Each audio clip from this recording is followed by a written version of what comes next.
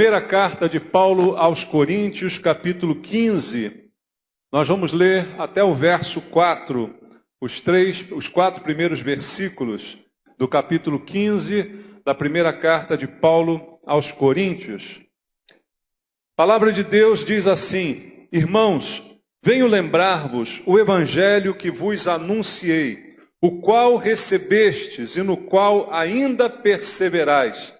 Por ele também sois salvos, se retiverdes a palavra, tal como vô-la preguei, a menos que tenhais crido em vão.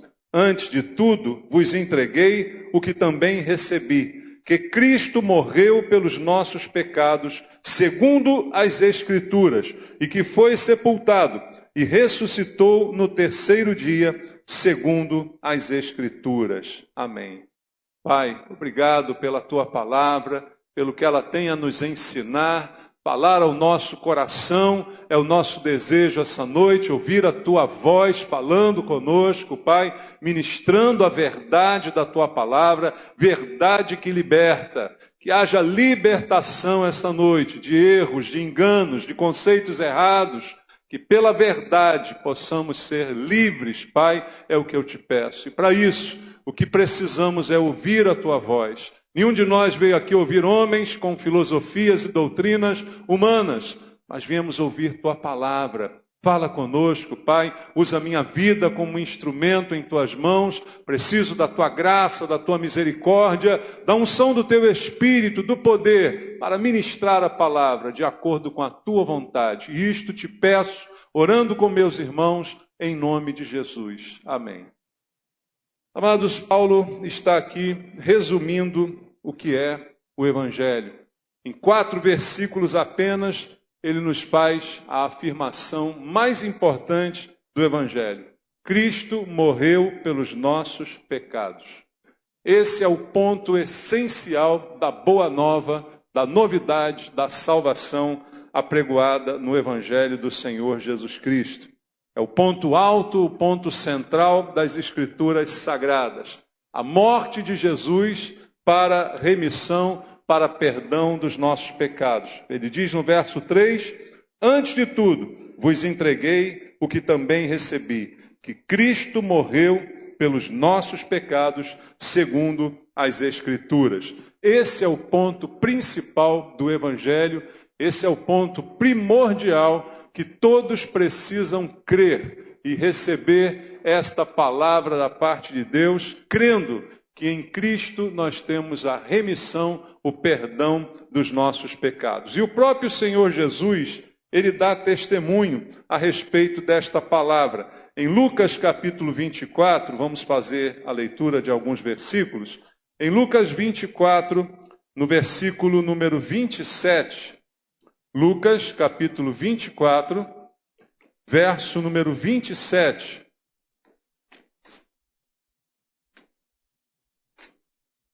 Lucas 24, verso 27 diz: E começando por Moisés, discorrendo por todos os profetas, expunha-lhes o que a seu respeito constava em todas as Escrituras. Jesus dizendo que as Escrituras falavam dele. E Paulo diz, ele morreu pelos nossos pecados, segundo as Escrituras. Ainda no capítulo 24, no versículo 44 agora, até o 47, está escrito assim: A seguir, Jesus lhes disse, são estas as palavras que eu vos falei, estando ainda convosco. Importava se cumprisse tudo o que de mim está escrito na lei de Moisés. A lei de Moisés fala de mim, nos profetas e nos salmos, ou seja, toda a Bíblia, toda a palavra de Deus conhecida, o Antigo Testamento naquele momento. Então, lhes abriu o entendimento para compreenderem o quê? As Escrituras, para que eles compreendessem o que as Escrituras falavam a respeito deles. E disse, assim está escrito, que o Cristo havia de padecer e ressuscitar dentre os mortos no terceiro dia, e que em seu nome se pregasse o que, irmãos? arrependimento para a remissão de pecados a todas as nações, começando de Jerusalém. O Senhor Jesus ensinando que as Escrituras também falavam a seu respeito e que a ordem agora seria pregar o arrependimento para a remissão de pecados. E esse é o propósito da vinda do Salvador, da vinda de Jesus Cristo. Em Marcos capítulo 10, no versículo número 45, está escrito: pois o próprio Filho do Homem não veio para ser servido, mas para servir e dar a sua vida em resgate por muitos. Em Hebreus capítulo 2, vamos ler Hebreus capítulo 2, versículo 14 e versículo 15. Hebreus, capítulo número 2, verso 14 e 15, está escrito: visto, pois, que os filhos têm participação comum de carne e sangue, destes também ele igualmente participou, para que, por sua morte, destruísse aquele que tem o poder da morte, a saber, o diabo, e livrasse todos que, pelo pavor da morte, estavam sujeitos à escravidão por toda a vida. Esse é o propósito da vinda de Jesus Cristo: perdoar o homem dos seus pecados, morrer no lugar do pecador e assim livrar o homem do pavor da morte, do medo da morte, como está escrito aqui na palavra de Deus. Por quê? Porque agora, após a morte, temos a certeza da vida eterna. Esse é o centro do Evangelho de Jesus Cristo. Então, a morte de Cristo é o centro da mensagem do Evangelho, e ela tem um significado e ela tem muita representatividade naquilo que nós acreditamos. E alguns pontos eu quero destacar com você essa noite. Em primeiro lugar, o que a morte de Cristo representa: o resgate pelos nossos pecados. E aqui a Bíblia traz uma observação importante em Romanos, capítulo 3, versículo número 23. Pois todos pecaram e carecem da glória de Deus. Isso inclui todas as pessoas, toda a humanidade. Toda a humanidade enfrenta o problema do pecado. O pecado assola a toda a humanidade, todos carecem, são carentes da glória de Deus. E Jesus, pela sua morte, veio resolver este problema. Veio reconciliar o homem com Deus e veio realmente resgatar o homem dos seus pecados. Uma vez que eu entenda que eu sou pecador, eu entendo que eu preciso de algo a respeito disso. Por quê? Também em Romanos, capítulo 6, um pouco adiante, versículo 23, está escrito assim: porque o salário do pecado qual é? É a morte. Mas o dom gratuito de Deus é a vida eterna em Cristo Jesus, nosso Senhor. Entendo que sou pecador, e a Bíblia diz que o salário, a recompensa pelo meu pecado é a morte. Então esse é um problema que todo homem precisa enfrentar.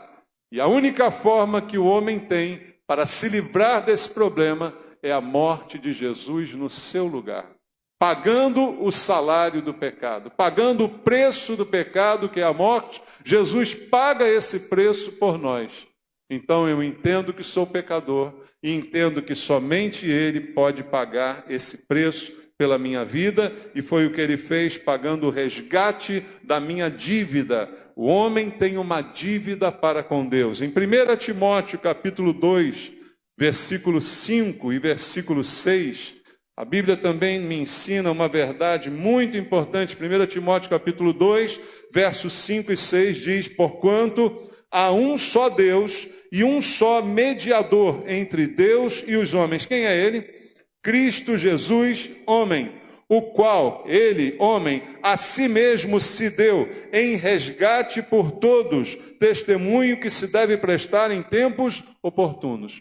Um único Deus, um só mediador entre Deus e os homens, Jesus, e este único mediador deu a sua vida em resgate.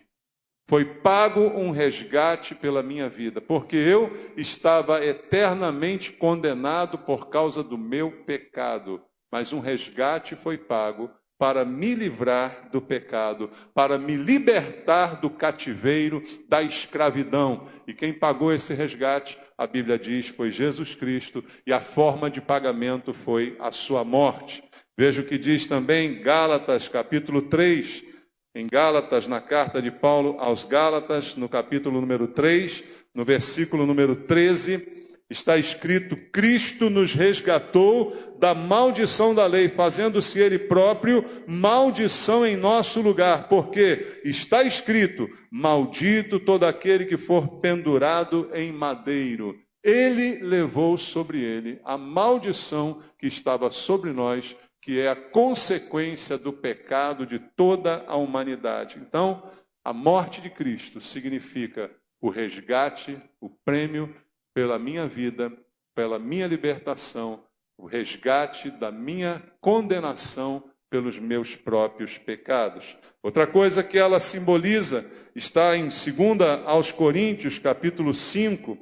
Nós vamos ler muitos versículos hoje, para que você entenda na Bíblia essa doutrina. 2 aos Coríntios, capítulo 5, versículo 18 e 19, diz: ora, tudo provém de Deus, que nos reconciliou consigo mesmo por meio de Cristo e nos deu o ministério da reconciliação, a saber, que Deus estava em Cristo reconciliando consigo o mundo, não imputando aos homens as suas transgressões, e nos confiou a palavra da reconciliação. Outra coisa que a morte de Cristo faz pelo homem é reconciliá-lo com Deus.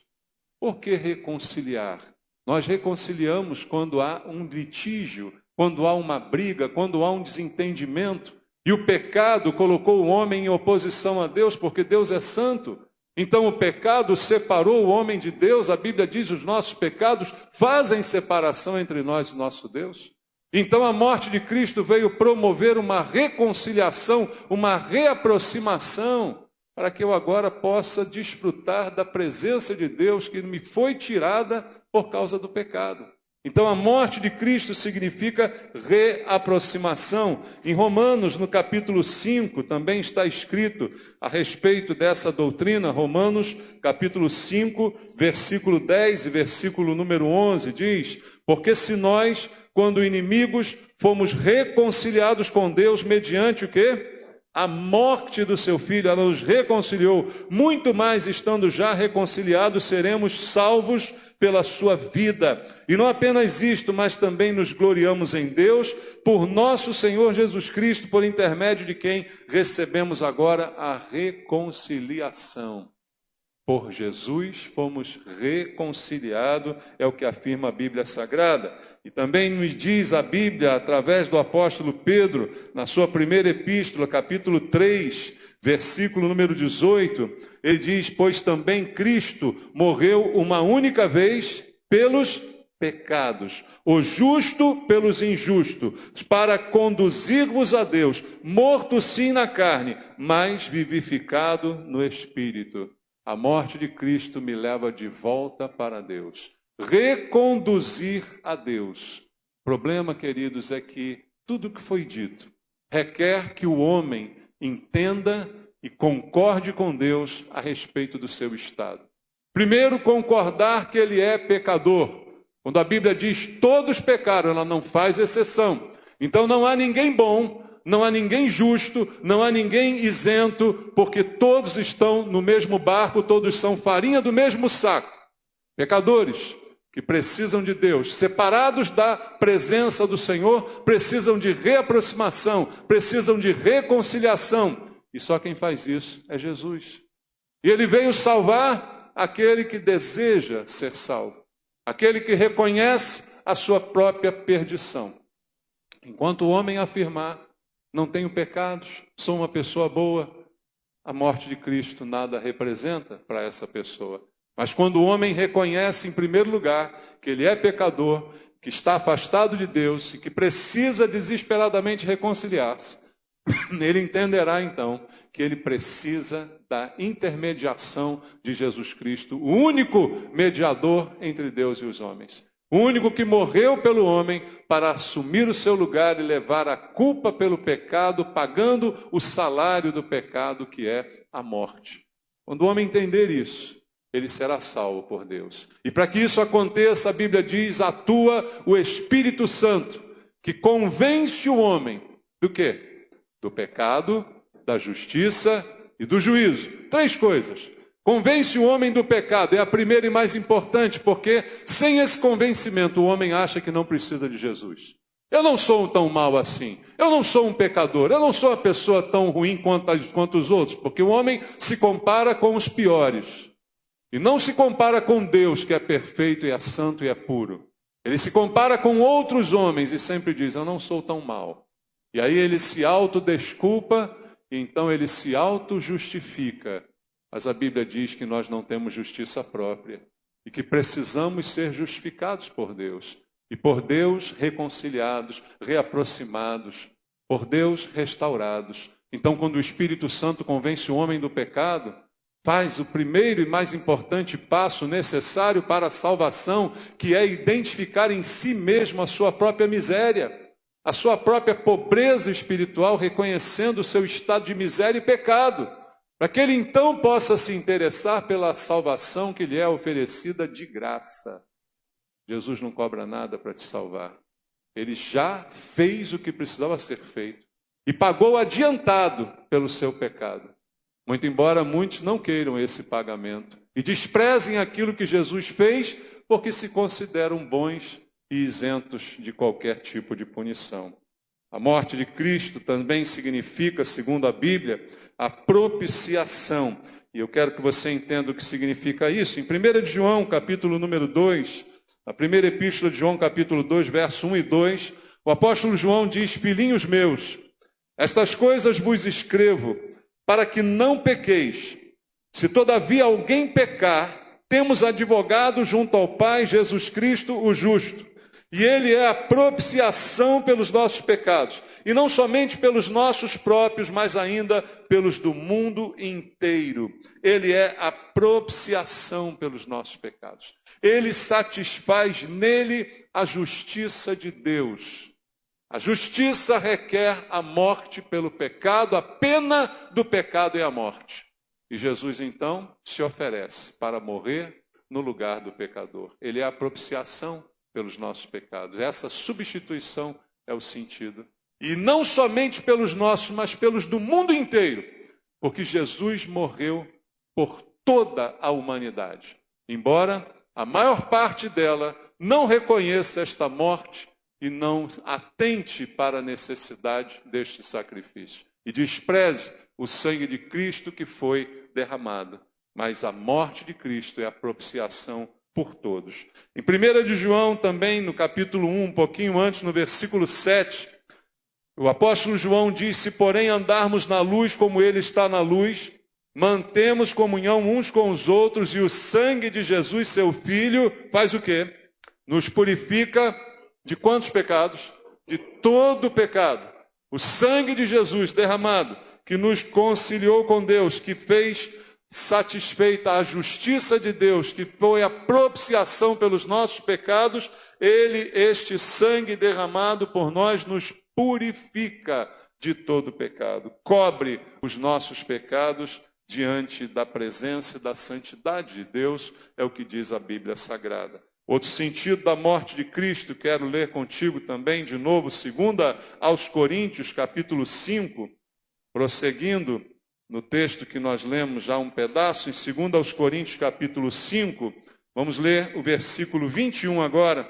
Está escrito, aquele que não conheceu o pecado, ele o fez pecado por nós, para que nele fôssemos feitos justiça de Deus. Qual o conceito apresentado aqui? Jesus me substituiu. A morte de Cristo é substitutiva. Ela substitui a minha morte. Seria eu o condenado pelo pecado, mas foi ele condenado em favor de mim. E houve uma substituição, como diz o texto. Aquele que não conheceu o pecado, Jesus não pecou, ele se fez pecado, levou sobre ele os nossos pecados, para que nós fôssemos transformados em justiça de Deus. Significa então que na cruz, Jesus tomou o meu lugar. E isso é o que nós precisamos enxergar quando nós olhamos para a cruz. Jesus tomou o meu lugar. Jesus tomou o lugar de Barrabás, não é? Não foi essa a escolha do povo, mas em Barrabás todos nós estamos representados, toda a humanidade. Jesus tomou o nosso lugar. Ao olhar para a cruz, não veja um homem ensanguentado, machucado, ferido, mas veja o seguinte: você naquela cruz. Aquela cruz era minha, era sua. Nós é que deveríamos estar ali, mas ele nos substituiu. Você foi substituído por Jesus, que voluntariamente entregou a sua vida, como diz a Bíblia: ninguém a tira de mim, eu a dou em resgate. Então Jesus voluntariamente deu a sua vida, por minha vida, por sua vida, me substituindo, e a você também naquela cruz. Não somente Barrabás, mas todo e qualquer pecador foi substituído por Jesus na cruz do Calvário. Esse é o sentido da sua morte. E por fim, eu quero lembrar a você que a morte de Jesus também é a prova do amor de Deus pela nossa vida. Em Romanos capítulo 5, versículo 8, está escrito assim: mas Deus prova o seu próprio amor para conosco, pelo fato de ter Cristo morrido por nós, como nós estávamos, sendo nós ainda pecadores. Então a prova do amor de Deus é que Ele pagou um resgate que eu nem estava afim, vamos dizer assim. Antes de eu manifestar alguma vontade, antes de eu manifestar algum tipo de merecimento, estando eu ainda morto nos meus delitos e pecados, como diz a Bíblia, é a condição de todo ser humano sem Cristo, Ele faz o pagamento adiantado. Faz um pagamento sem saber se eu, de fato, me beneficiaria daquilo por minha própria vontade e livre vontade. Então Deus paga antes pelo meu pecado. Sendo eu ainda pecador, Ele então prova o seu amor para conosco. A morte de Jesus é, em último caso, uma prova de amor. Em João capítulo 15, versículo número 13, vamos ler? João capítulo 15, verso número 13, está escrito: ninguém tem maior amor do que este, de dar a alguém a própria vida em favor dos seus amigos. Não há maior amor do que este. Você foi alvo do amor de Deus. Não somente você, mas toda a humanidade. Ainda em João, no capítulo 3, no versículo 16, há um versículo que todos devem conhecer de cor, onde está escrito que Deus amou ao mundo de tal maneira que deu seu Filho unigênito para que todo o que nele crê não pereça, mas tenha a vida eterna. Deus amou de tal maneira o mundo todo que ofereceu o seu Filho para que qualquer pessoa que creia no que foi feito, que creia que é um pecador e que saiba que por si mesmo não pode livrar-se do próprio pecado e da própria culpa decorrente dele, precisa lançar mão deste sacrifício, esconder-se atrás deste que o substituiu, para então ser salvo por Deus, não perecer e ter a vida eterna. A tal ponto Deus amou o mundo, que fez e agiu desta forma, promovendo a morte de Jesus para salvar o pecador. Mas como eu disse a você, o amor foi manifestado. Agora, como eu reajo a esse amor? O amor foi entregue a todo mundo, mas como eu recebo esse amor? Como eu respondo a esse amor? Há pessoas que não sabem responder ao amor. Há pessoas que não sabem responder quando são bem tratadas. Há pessoas que parecem que gostam de ser maltratadas. Você conhece gente assim? Não sabe responder a um ato de amor, não sabe responder à boa vontade. Há pessoas assim. E hoje, infelizmente, são essas a maioria das pessoas. Por isso Jesus disse, muitos são chamados, poucos escolhidos. A morte foi para todos, mas são poucos aqueles que se rendem. São poucos aqueles que reconhecem que são pecadores.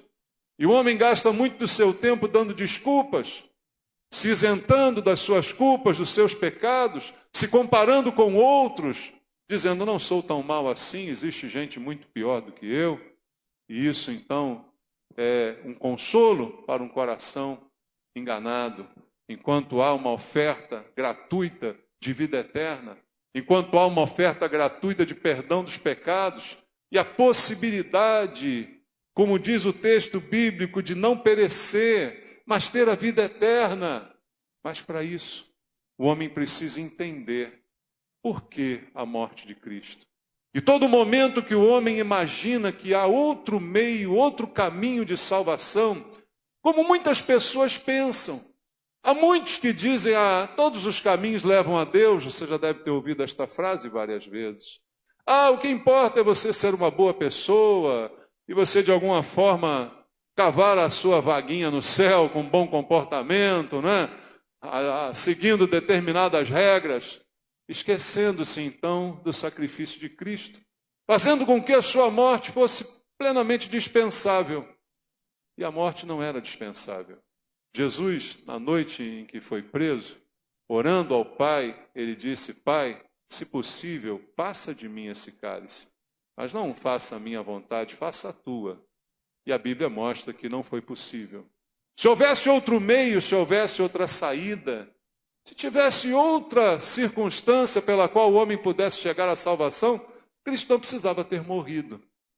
Mas quando o homem não reconhece a morte de Cristo por sua vida, ele está simplesmente ignorando tudo aquilo que foi feito.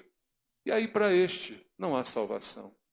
Imagina um amor tão grande dado por Deus, a ponto de apostar na sua salvação. Uso esse termo com cuidado, mas é meio isso que foi feito, porque ele morre, eu ainda sendo pecador, então é como se Deus já estivesse dando tudo, crendo, apostando na minha resposta positiva, apostando na minha salvação. E eu digo, não quero. Eu digo, não, isso não é para mim, eu tenho outra forma, eu tenho outro meio, eu posso reencarnar, eu posso virar uma pessoa melhor, eu posso fazer isso, fazer aquilo, eu posso ter uma religião, eu posso acender vela, eu posso fazer sacrifício, sei lá, eu não preciso disso. Então é como se eu estivesse cuspindo no prato que comi, no prato que me foi oferecido de graça e até hoje é de graça, e eu simplesmente recusando, ou achando que sou bom, ou achando que não preciso, ou achando que vivo muito bem sem Jesus. E aí a morte dele, que tem todos esses significados que eu disse para você, usando textos bíblicos, por isso usamos tantos textos bíblicos essa noite, para deixar a palavra de Deus falar mais do que o pregador, para você entender de fato o que diz a Bíblia sobre Jesus. E a pessoa continua dizendo, não quero, não preciso, tenho outra forma, tenho outro jeito. E aí a Bíblia diz, como escaparemos nós se negligenciarmos tão grande salvação? Está na carta aos Hebreus, no capítulo 2. Como escaparemos nós se negligenciarmos tão grande salvação? Se eu olhar para Jesus, eu preciso enxergar a grande salvação que Ele me ofereceu. E isso é o principal do Evangelho. Muitas pessoas hoje vêm para o Evangelho querendo se dar bem, querendo mudar de vida, querendo resolver problemas, querendo isso, querendo aquilo, ignorando que o principal problema que você tem é o seu pecado, que te acompanha, que te persegue, que vai te levar para o inferno. Esse é o principal problema, e você pode ganhar o mundo inteiro e perder a sua alma. Você pode juntar em celeiros a vida inteira e o que tem preparado, o que tem separado, para quem será? É a pergunta que Jesus faz no Evangelho. Você pode se dedicar a tantas coisas, crescer profissionalmente, intelectualmente, de todo jeito, e depois, no final, tudo o que você tem. Para que serviu se você não tiver a vida eterna? São 70, 80, 90 anos que nós vamos viver aqui nesse mundo e depois, na eternidade. Para esta pergunta, só a resposta dada por Deus. Aquele que crê em mim, ainda que esteja morto, viverá. E todo que vive e crê em mim, não morrerá eternamente. Você crê nisso? Foi a pergunta feita por Jesus. Você acredita nisso? Esse é o sentido da morte de Cristo. Se você chega a Jesus por qualquer outro motivo que não seja o principal, o perdão para os seus pecados, reconhecendo eu sou pecador, e eu preciso desse perdão, não há salvação. Se qualquer outro motivo for o motivo utilizado para chegar perto de Cristo e não o principal para o qual ele veio e se entregou, não há salvação.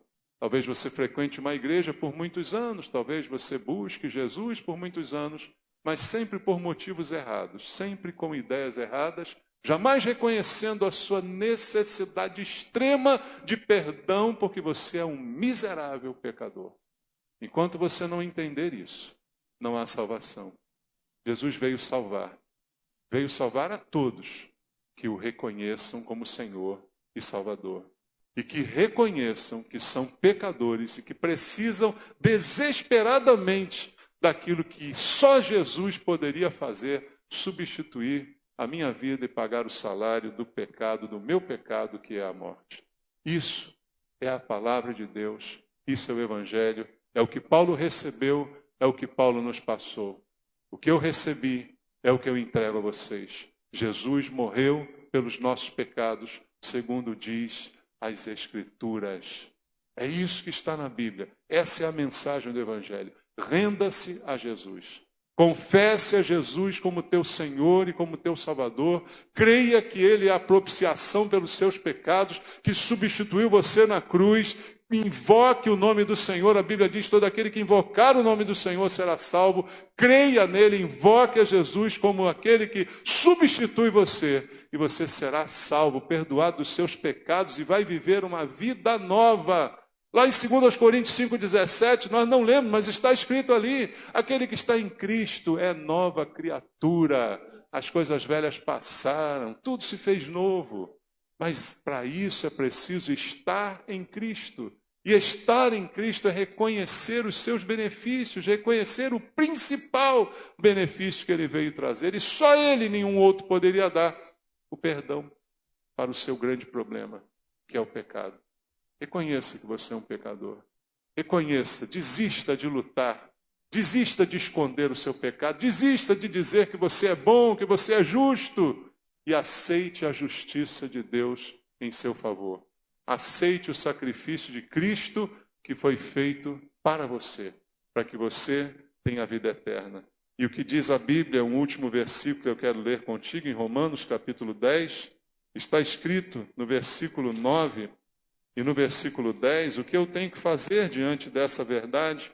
Em Romanos 10, capítulo 10, versículo 9 e 10, diz: se com a tua boca confessares Jesus como Senhor e em teu coração creres que Deus o ressuscitou dentre os mortos, serás salvo. Porque com o coração se crê para a justiça e com a boca se confessa a respeito da salvação.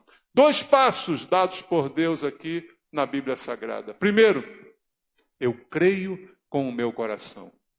E com o meu coração eu creio para a justiça, para que eu seja justificado. Eu creio no que Jesus fez, eu creio no que dizem as Escrituras, eu creio em cada um dos versículos que foram lidos aqui essa noite, eu acredito.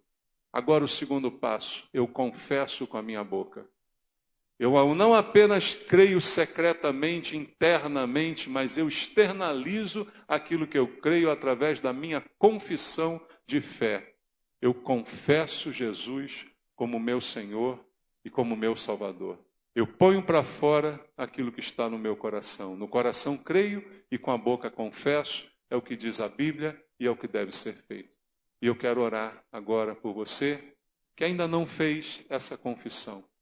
Se você sente que precisa fazê-lo segundo dizem as Escrituras, e você agora rompa todas as barreiras e afirme com a sua boca aquilo que você crê com o seu coração.